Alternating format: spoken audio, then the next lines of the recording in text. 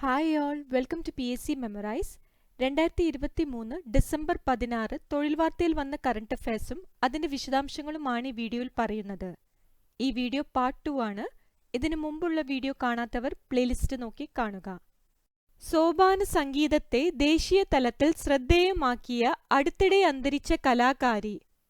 ഉത്തരം പ്രൊഫസർ ലീല ഓംചേരി.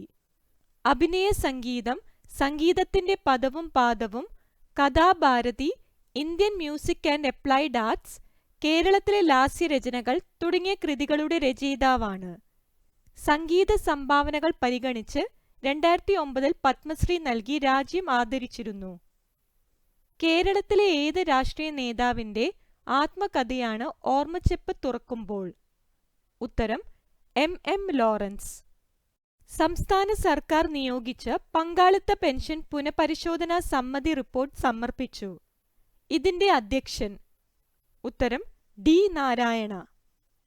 ഇന്ത്യയുടെ മുഖ്യ വിവരാവകാശ കമ്മീഷണറായി ചുമതലയേറ്റത്? ഉത്തരം ഹീരാലാൽ സമാരിയ. ഈ പദവിയിലെത്തുന്ന ആദ്യ ദളിത് വിഭാഗക്കാരനാണ്. യശ്വർദ്ധൻ കുമാർ സിൻഹ വിരമിച്ച ഒഴിവിലാണ് നിയമനം. വിവരാവകാശ കമ്മീഷണറായി പ്രവർത്തിച്ചു വരികയായിരുന്നു. രാജസ്ഥാനിലെ ബഗൽപൂർ സ്വദേശിയാണ് തെലങ്കാന കേഡറിലെ ഈ മുൻ IAS ഉദ്യോഗസ്ഥൻ. പുതിയ വിവരാവകാശ കമ്മീഷണർമാരായി ആനന്ദി രാമലിംഗം, വിനോദ് കുമാർ തിവാരി എന്നിവരും ചുമതലയേറ്റു. നിലവിൽ 4 വിവരാവകാശ കമ്മീഷണർമാരാണ് കേന്ദ്രത്തിലുള്ളത്. 6 പേരുടെ ഒഴിവുണ്ട്. ഓൺലൈനിൽ കുട്ടികൾക്കു നേരെ നടക്കുന്ന ലൈംഗികാതിക്രമങ്ങളും ചൂഷണങ്ങളും ചെറുക്കാൻ ടെക് ഭീമന്മാരായ മെറ്റയും ഗൂഗിളും ചേർന്ന് ആരംഭിച്ച പദ്ധതി? ഉത്തരം ലാൻറ്റേൺ. ആൻഡമാൻ നിക്കോബാർ ദ്വീപുകളിൽ വെച്ച് 2018 നവംബർ 14 സെന്റിനൽ ഗോത്രക്കാരുടെ അമ്പേറ്റ് കൊല്ലപ്പെട്ട അമേരിക്കൻ മിഷണറിയായ ജോൺ എലൻ ചൗവിന്റെ ജീവിതം പ്രമേയമാക്കിയ ചലച്ചിത്രം? ഉത്തരം ദ മിഷൻ. നാഷണൽ ജോഗ്രഫിക് ചാനലാണ് ചിത്രം പ്രദർശിപ്പിച്ചത്. ലോകത്തെ ഏറ്റവും അപകടകാരികളായ വിഭാഗമായാണ് സെന്റിനൽ ഗോത്രക്കാരെ പരിഗണിക്കപ്പെടുന്നത്. അലന്റെ മൃതദേഹം പോലും ദ്വീപിൽ നിന്ന് വീണ്ടെടുക്കാനായില്ല. സുപ്രീം കോടതിയിൽ പുതുതായി ചുമതലയേറ്റ 3 ജഡ്ജിമാർ? ഉത്തരം സതീഷ് ചന്ദ്ര ശർമ്മ, അഗസ്റ്റിൻ ജോർജ് മാസിഹ്, സന്ദീപ് മേത്ത. ഇതോടെ സുപ്രീം കോടതിയിൽ ജഡ്ജിമാരുടെ അംഗബലം പൂർണ്ണമായി. 34 അനുവദനീയമായ അംഗബലം. 2023 ബ്രിട്ടീഷ് അക്കാദമി ബുക്ക് പ്രൈസ് നേടിയ ഇന്ത്യൻ വംശജ? ഉത്തരം നന്ദിനി ദാസ്. ഏകദേശം 25 ലക്ഷം രൂപയാണ് സമ്മാനത്തുക. Courting India, England, Mughal, India and the original of empire എന്ന കൃതിക്കാണ് പുരസ്കാരം.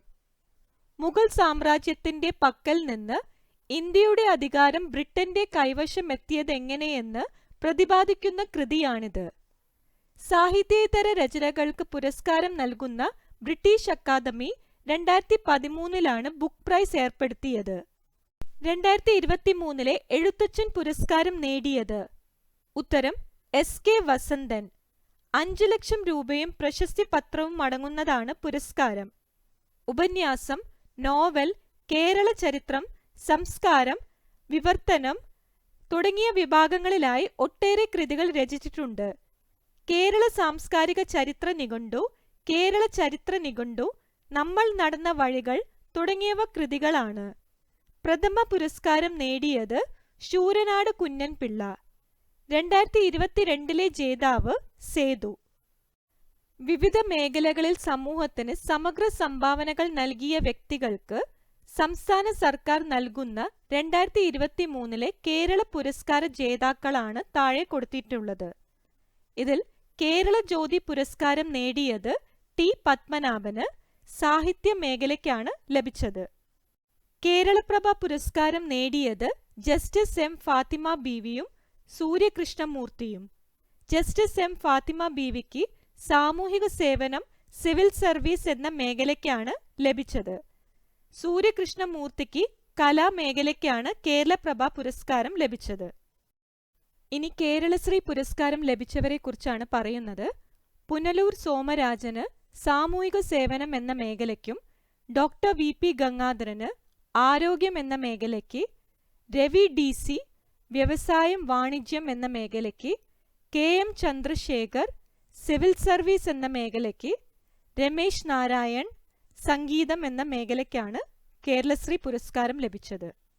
ഡൽഹിയിലെ കേന്ദ്ര സർവകലാശാലയായ ജാമിയ മിലിയ ഇസ്ലാമിയയുടെ ഉന്നത ബഹുമതിയായ ഇംതിയാസ്-ഇ-ജാമിയ ലഭിച്ചത്?